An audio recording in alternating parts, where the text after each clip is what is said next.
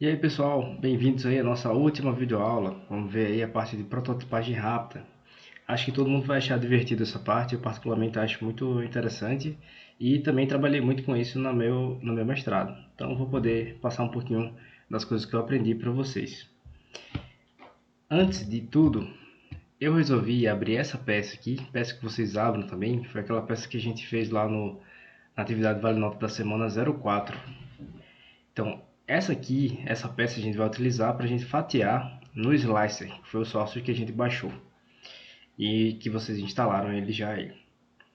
Então, o que é que vocês vão ter que fazer aqui? Vocês vão ter que vir aqui, ó, no Part Studio, clicar com o direito e vão exportar essa peça.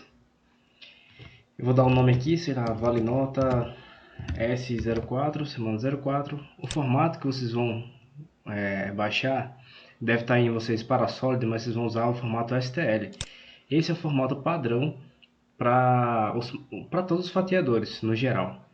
Então, STL vem de estereolitografia, né, que é um formato que foi criado justamente para você conseguir fatiar a peça em si. Ele é um formato que basicamente vai construir vários elementos ligantes da peça, como se fosse uma malha. Ele vai construir como se fosse uma malha na peça e essa malha vai ser utilizada no processamento dentro do software fatiador. Basicamente, resumindo um pouquinho assim, o que é o STL é isso. Vocês vão deixar o resto como está aqui. A unidade, vocês vejam aí se está milímetro, tá? Deve estar metro, pode ser que esteja metro, né? Eu vou colocar aqui milímetro. Resolução média mesmo e a opção que eu quero download, ou seja, eu quero baixar essa peça. Então vou colocar, né? Eu já tinha feito um teste aqui nela, então eu já salvei aqui, vou salvar por cima. Salvei numa pasta aqui no computador. E agora vem aqui e vou abrir o Slicer. Então aqui no Slicer, dentro dele, a gente vai ter aqui a nossa mesa da impressora. Eu vou vir aqui em Add, adicionar e vou procurar lá a minha peça. Então vou escolher aqui a peça Vale Nota e vou abrir ela. Então ele vai fazer aqui automaticamente um posicionamento da minha peça. E aqui tem uma parte interessante, que é a gente tem que estudar a peça como ela é para saber como a gente vai posicionar ela na cama, para evitar o uso de suportes. Então, por exemplo, aqui se eu imprimisse ela dessa forma aqui, eu teria que usar suportes para cá, ó, porque eu tenho espaço vazio aqui embaixo, entre a cama, a mesa, né, e essa parte da superfície aqui. E também aqui eu teria que usar um suporte aqui nessa área aqui de baixo, outro suporte aqui. Então essa talvez não seja a posição mais adequada. E vocês veem que essa peça ela tem uma base maior aqui, ó. Essa base aqui ela é maior. Então talvez seria interessante a gente utilizar ela em contato com a mesa. Então botar ela para baixo. Aqui a gente teria que usar suporte, né? Porque tem essa parte aqui, esse rebaixo que não teria suporte e a gente teria que adicionar um suporte, colocar um suporte adicional na peça. Mas mesmo assim essa área inteira aqui ficaria sem suporte, então parece interessante.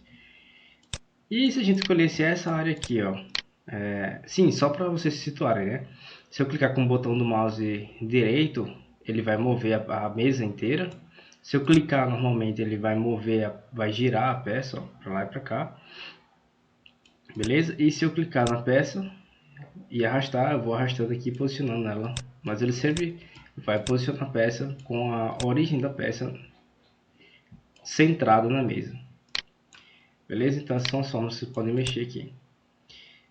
Como eu estava falando aqui, se eu escolher, por exemplo, essa parte da peça para botar ela embaixo aqui, girar ela para cá, né, para baixo, não daria certo também porque eu tenho essa parte alta da peça.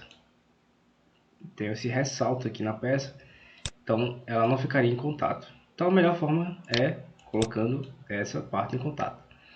Para isso eu vou selecionar a peça, vou clicar nela, ela vai ficar em outra cor, verde aqui no caso. E vou vir aqui em objeto. E eu vou ter a opção aqui, ó, tanto de rotacionar 45 graus, que é essa que vocês estão vendo aqui, ó. Aqui também eu posso fazer a mesma coisa, ó, rotacionar para cá, para cá, para cá. Mas eu não quero isso, eu quero assim mesmo, deixar ela aqui assim, exatamente assim.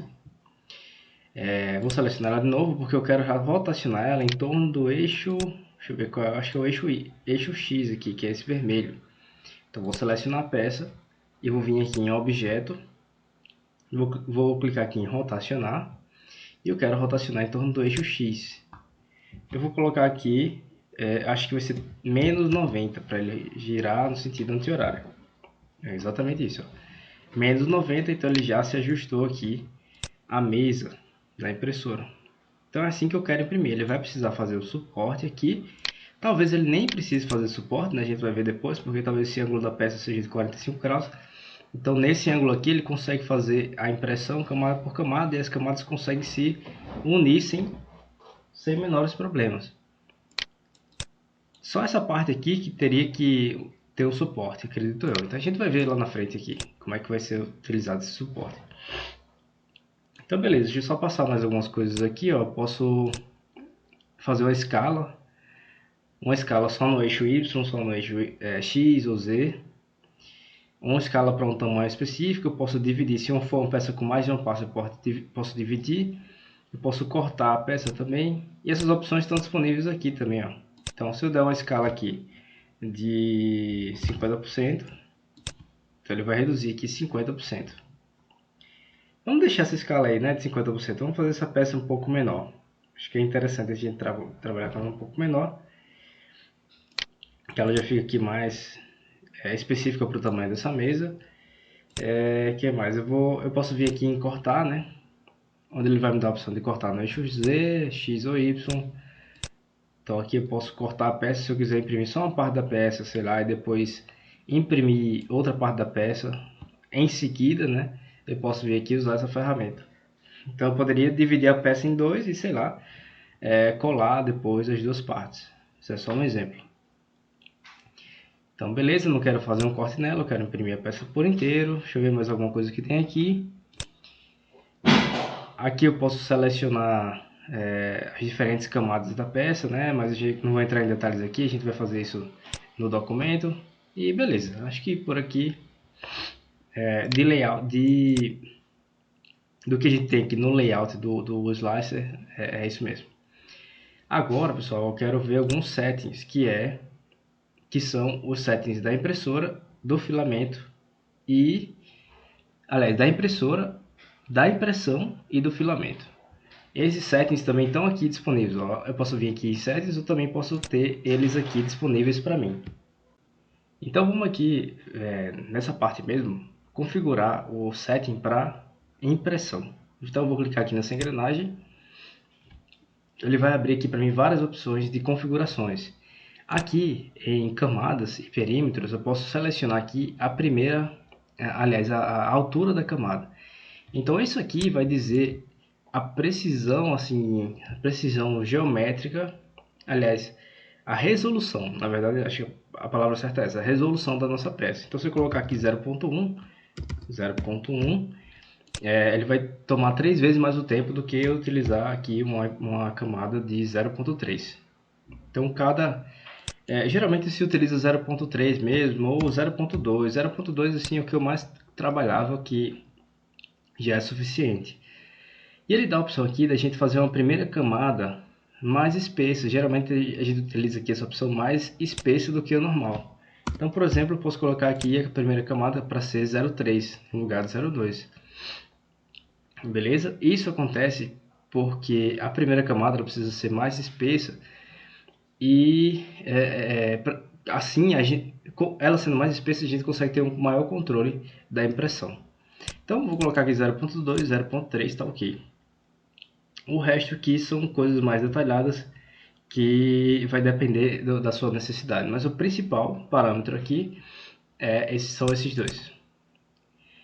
Aqui em fio é o preenchimento. Então, como a gente já viu, nós vamos ter diferentes densidades de preenchimento.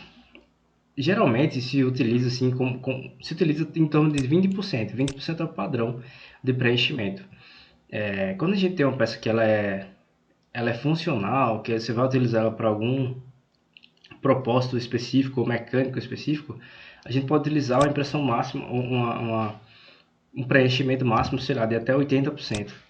Ficar variando esse preenchimento aqui entre 80% e 100% é possível. 100% significa que Até 100% significa que toda a minha peça vai ser totalmente sólida, ela vai ser completamente preenchida. E é muito raro eu precisar que a minha peça fique completamente preenchida, a não ser que seja uma peça muito pequena. Porque na maioria das vezes não há diferença entre um preenchimento, não há diferença de resistência, né, da peça entre um preenchimento de 80 ou um preenchimento de 100%. Então, se eu precisar muito que sua peça seja resistente, utilize aí 80% de preenchimento. Já se sua peça não precisar ser leve, né, então um preenchimento de 15% já está ótimo. Eu vou até deixar aqui um intermediário, vou deixar 20 mesmo. E aqui embaixo a gente tem o padrão do preenchimento. Aqui você tem as estrelas, tem triângulos, a malha, que mais? Retilíneo, temos o cúbico. Então, para peças que têm a resistência maior, esses cúbicos são os melhores quando você quer resistência. O honeycomb, ele é bastante utilizado também porque ele é um hexágono que, inclusive, muitos compostos têm esse formato. Então, materiais compostos são feitos nesse formato justamente porque ele consegue dar uma resistência boa em todas as direções. O que mais aqui? Aqui a gente tem alguns outros, né? A gente tem... Cadê? A gente pode ir vendo depois, é melhor, né? A gente pode ver cada um deles como é que fica depois. Vamos lá, aqui também a gente tem um padrão para preenchimento externo, de topo e da base. Mas aqui não precisa, geralmente a gente deixa eles retilíneos mesmo, normal. Aqui, o resto são coisas mais avançadas que vão depender muito do que a gente quer imprimir. Aqui, ó, quando a gente vem aqui em skirt and brim, é o que? Skirt é saia. Então, o que a gente chama de saia é nada mais do que é como se fosse um offset da geometria da peça, para que assim que a impressão comece, o extrusor ele faça aí essa saia e saia material, ou seja, saia filamento. Então ele homogeneiza o filamento na mesa antes que ele comece a imprimir a peça real. Quando eu vou colocar aqui, né, esse loop como sendo um mesmo, eu quero uma saia com um loop, ou seja, um offset da peça, vocês vão entender o que é essa saia depois quando a gente fizer o G-code. A distância do objeto eu vou deixar 6 mm mesmo, então aqui pode deixar tudo normal. O brim, ele é uma saia, é como se fosse uma saia, só que é uma saia que vai ser repetida até encostar na peça. Então eu vou mostrar como ele fica depois, que é melhor para vocês entenderem. Aqui, pessoal, a gente tem a opção do material de suporte. Então, se eu colocar aqui, para gerar suporte, se eu marcar essa opção, ele vai aplicar suporte onde? Ele vai aplicar aqui onde o meu overhang, que ele chama aqui, que na verdade digamos que tenha uma camada aqui, uma em cima da outra. Se eu tiver uma camada em cima da outra, num plano inclinado, essas duas camadas elas vão ter ali elas não vai ter uma camada uma em cima da outra. Então, basicamente, elas vão se deslocar. O extrusor vai fazer uma camada mais, por exemplo, à direita, para poder dar conta de uma angulação. E essa distância aí que ele bota mais à direita é esse overhang. Não sei se vocês vão estar compreendendo como eu estou falando, acho que vocês vão compreender mais quando eu falar de ângulo. Por exemplo, aqui eu posso usar ângulo ou posso usar porcentagem. Então, o que seria, colocando aqui 45, né, ângulos, 45 graus, o que seria isso? Seria dizer ao software que ele aplique um suporte sempre que a angulação em relação à mesa, ela ultrapasse, aliás, ela seja menor que 45 graus. Então, quando eu venho aqui, ó, inclinação de 45 graus, imagine aqui, tente imaginar uma reta aqui com o meu mouse. Então, se eu tenho aqui uma inclinação de 45 graus, se eu tiver inclinação menor do que isso, ele vai fazer suporte aqui. Se eu tiver inclinação maior aqui, ó, tentando imitar aqui uns 60 graus, ele não vai fazer suporte. Então ele só vai fazer suporte se eu tiver a inclinação aqui menor que 45 graus. Beleza? Ele vai criar suporte aqui embaixo. Então essa é a definição aqui do overhang.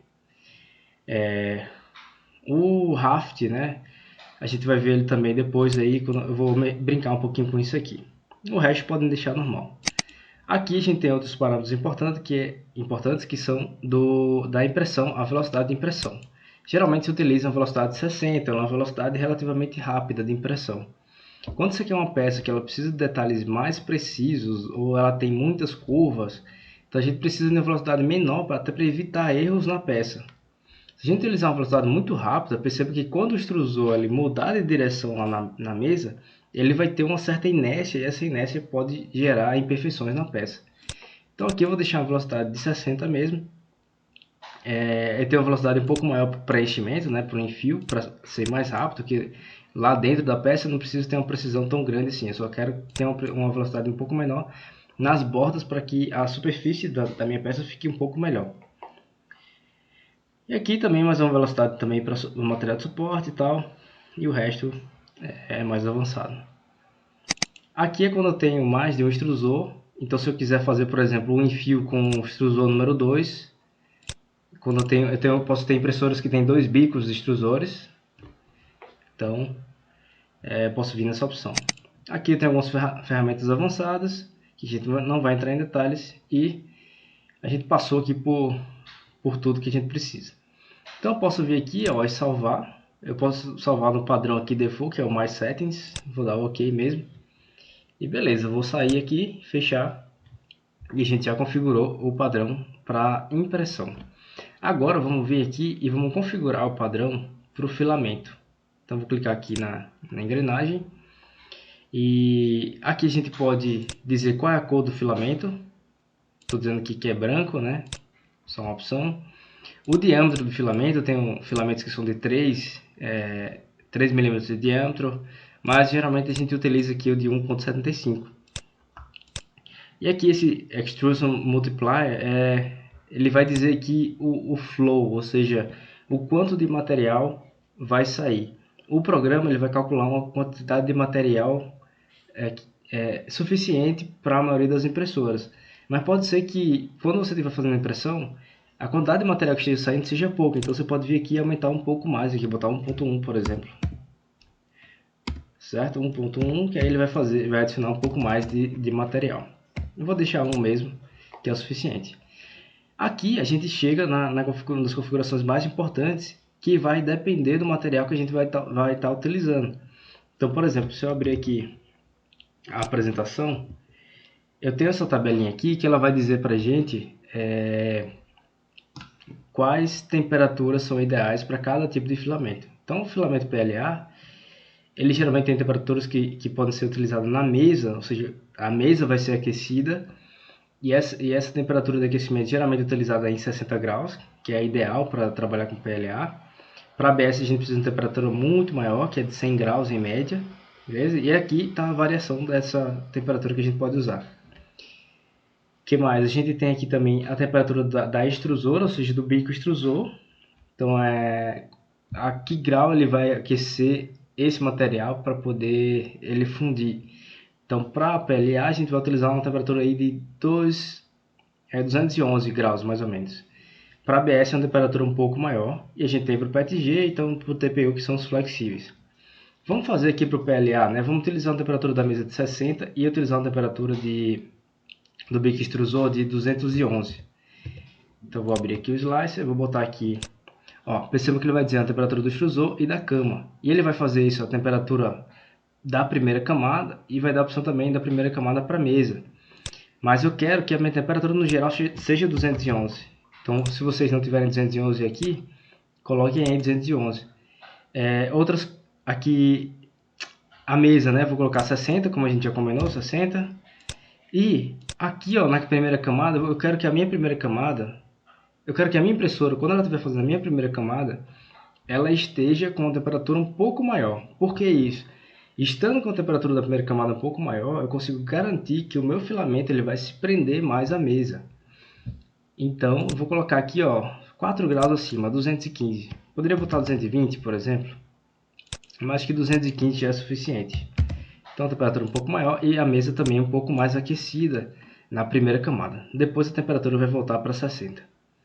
Beleza, aqui são outras informações que não precisa muito detalhe. O cooling aqui a gente vai trabalhar com a habilitação ou não do ventilador, né? Que ele vai tá lá preso ao bico extrusor, justamente para esfriar imediatamente o filamento. E aqui vocês podem deixar o padrão, bota aqui o Enable Auto Cooling mesmo. Aqui em Custom G-Code, né, a gente pode colocar aqui um padrão de G-Code para o início da impressão. Então, por exemplo, se eu quero que no início da minha impressão a minha impressora ela coloque o bico extrusor para o ponto zero, ou seja, para o ponto central da mesa. Então eu venho aqui e coloco o G-Code específico para isso. Aqui também no final, por exemplo, se eu quero que a minha impressora, após terminar a minha peça, eu quero que ela suba 20 milímetros e pare. Por exemplo, porque tirar o bico de extrusor lá de perto da minha peça pode ser útil para eu remover essa peça lá da minha mesa. Então beleza, aqui eu vou deixar salvo, né? Aí percebam que eu posso salvar aqui como PLA. Ó, vou botar aqui PLA. Aí eu posso fazer essa configuração para vários materiais e já deixar salvo. Eu vou fazer isso aqui para PLA e vou deixar aqui.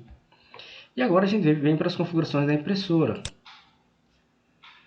Então aqui na configuração da impressora eu posso fazer um offset, ou seja, digamos que eu quero que minha impressora comece a imprimir em cima de em cima de uma porca, por exemplo, em cima de um bloco de madeira, enfim. Então eu coloco aqui a dimensão desculpa, o offset, né? Ou seja, a dimensão do objeto que vai estar lá embaixo para ele jogar tudo para cima. E aqui outras coisas como configuração aqui, eu posso conectar a minha impressora por USB aqui, por comunicação serial, enfim, outros detalhes aqui que não são muito relevantes. Beleza, aqui é bem simples, é isso mesmo, vou dar OK e pronto. E agora, pessoal, a gente vai poder fatiar a nossa peça. Para fazer isso, a gente vai vir aqui ó, em exportar G-Code e clicar simplesmente. Eu vou colocar aqui para ele exportar para a área de trabalho, eu já tenho aqui um G-Code salvo, né? Vou só substituir e vou dar OK. Então ele vai fazer aqui o processamento. E ele fez, ele identificou aqui que eu vou precisar de 510 centímetros de filamento. Beleza? Então tá aqui algumas informações também sobre o meu projeto e eu vou lá abrir. Vou clicar aqui com o bloco para abrir no bloco de notas e vou ver aqui o G-Code. Então esse aqui vai ser o G-Code, ele vai fazer algumas coisas iniciais aqui, como por exemplo, ele tem um código M aqui 190 para setar a temperatura da cama em 70 e a temperatura do extrusor em 215. Ele vai fazer um home aqui, vai colocar todos os eixos na origem, enfim, alguns processamentos iniciais do código normal. E aqui está o código que vai dizer o caminho que a impressora tem que percorrer, camada por camada. Então um código bem grande aqui. Se eu der um Ctrl F aqui, procurar o nome layer, deixa eu ver se eu vou achar aqui. Porque esse programa ele não divide em camadas, eu acho. Deixa eu ver aqui se eu consigo pegar alguma camada aqui do software. Acho que eu não vou conseguir isso. O que acontece? Alguns softwares aí eles vão dizer aqui qual a camada. Então ele faz um comentário, né? Que o comentário aqui no G-Code é um ponto e vírgula. E ele diz qual camada que ele está trabalhando. Aqui no software, pelo visto, a gente não está... ele não me diz isso. Mas são uma configuração do G-Code. Acho que dentro desculpa, é uma configuração do Slicer. Então dentro do Slicer pode ser que a gente ache uma configuração lá que faz com que ele coloque a descrição das camadas. Isso é interessante, por exemplo, quando eu quero inserir lá no meu G-Code em uma camada, por exemplo, um código que signifique uma pausa na impressão. Então, por exemplo, antes do início de uma camada tal, eu digo para o G-Code, eu coloco no G-Code, né, uma pausa e mando o bico extrusor, por exemplo, subir 10 centímetros para, sei lá, eu inserir algum material, uma porca dentro da minha peça, enfim. Tem várias coisas que eu posso fazer. E aqui, pessoal, depois que o G-Code está pronto, eu tiver aqui, ó, se ele não tiver selecionado, vocês podem vir aqui e selecionar um objeto. Eu posso vir aqui em Preview e eu posso ver o que ele fez aqui. Então tá aqui a nossa peça fatiada. E aqui eu posso ter o controle das camadas, ó. Então estou tendo controle aqui, é isso aqui que ele vai fazer a cada camada. Tá vendo que o que está em verde é o material de suporte. Percebam que aqui nessa parte ele faz o suporte justamente para quando chegar a vez de ele fazer, ó, deixa o suporte mais denso. Aí agora chegou a vez dele fazer essa parte aqui da peça, do rebaixo lá. Então agora ele tem um suporte embaixo para ele poder imprimir aqui em cima dele e o filamento não vai cair, ele não vai fundir e ir lá para baixo. Então a peça vai ficar perfeitinha. E aqui a gente tem outro suporte que é para a parte inclinada lá. Então, para ficar mais claro, aquilo que eu falei antes, que acho que vocês ficaram sem entender, que é o overhang. O overhang ele vai ser aqui, ó, basicamente essa distância. Ó, tá vendo que quando eu tenho uma inclinação, deixa eu até olhar para cá. Deixa eu olhar para cá na peça. Para essa parte inclinada aqui, só um minuto. Tá difícil. Achei. Ó, o overhang é isso aqui, pessoal.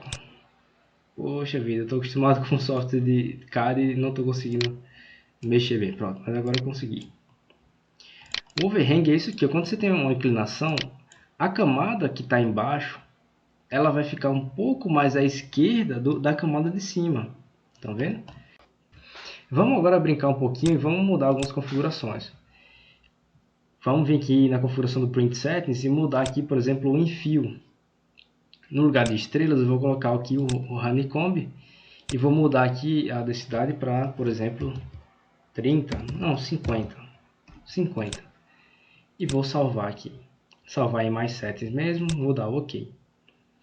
Então, se eu fechar aqui e voltar para cá e mandar ele exportar novamente o G-Code, né, ele calcular novamente. Vou salvar. Então, se eu vim aqui em Preview, vamos ver o que mudou na parte interna da minha peça. Ó. Olha o que mudou.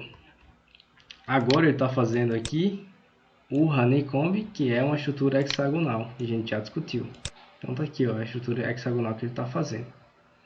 E percebam que como eu vou ter um preenchimento de 50%, ele está preenchendo muito mais a minha peça. E aqui nas bordas a gente tem camadas sólidas, ó, uma coisa que eu esqueci de falar também. Sempre nas bordas ele vai fazer camadas sólidas para a qualidade superficial ficar melhor. Vamos ver um pouquinho agora do... Sim, e uma coisa que eu esqueci, né? Aqui, ó, esse aqui é o que a gente chama de saia. É o skirt que tem lá. Essa saia que é feita justamente porque a primeira coisa que a impressão vai fazer é ela. Deixa eu até voltar aqui para a primeira camada. Ele vai começar a fazer essa saia justamente para que saia um pouco de material. E aí o material vai saindo, vai saindo, vai saindo, até que quando ele for começar a fazer essa parte da peça, a gente já tem ali uma saída de um fluxo de material homogêneo.